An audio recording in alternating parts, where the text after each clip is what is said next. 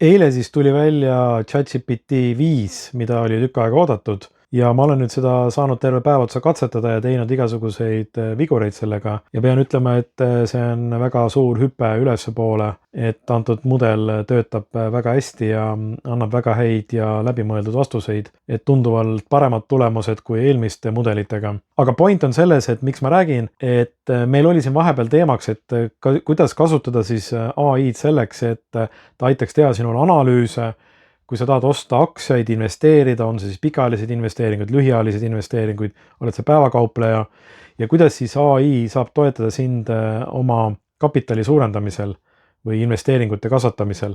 Nagu ma eelmises videos ka mainisin, siis ma aprillikuus tegin sellise 3,5-kuulise katse, kuidas AI toel ainult siis investeeringuid teha ja tänaseks on minu selline portfelli tulusus on üle 24%. Et peaks ütlema, et ma ei ole professionaalne kaupleja, ma ei ole professionaalne päevakaupleja, on mõningad investeeringud, mis on pikaajalised, aga ma proovisin selle ära ja kas see töötab minu peal. Ja kuna ma tegin seda oma rahaga, siis on nüüd praegu seda ka hea rääkida. 24% tulusust inimesele, kes ei ole professionaal ja AI toel tegi, on see tegelikult väga hea tulemus. Ja ma tegin juba ära esimesed analüüsid ja kauplemised ka uue ChatGPT toel, eks vaatame, kuidas see asi läheb, aga ma võin öelda, et läbimõeldud promptimisega, korraliku eesmärgi püstitamisega ja oskus analüüsida graafikuid ja andmeid ja kogu seda avalikku informatsiooni, siis sellega sa võid ära õppida üsna kiiresti, kuidas AI toel enda kapitali suurendada.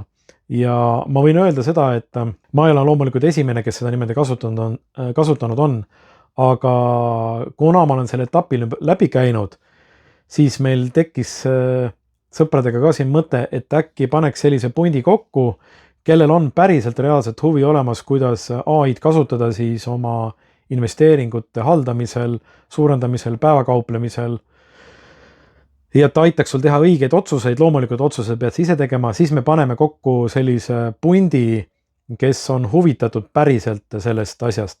Ja see, kes on huvitatud, siis see kirjutagu mulle otse chati, et kui me selle koolituse teeme või sellise töötoa, me teeme seda päris nagu laivis, ehk siis, kui börsipäev käima läheb ja ma näitan, kuidas see asi töötab ja mismoodi kogu see kauplemine siis nagu välja näeb. Ma veel kord korrutan, mina ei ole professionaalne investor ja päevakaupleja, aga ma oskan AI-d kasutada selleks, et aitab mul paremaid otsuseid teha.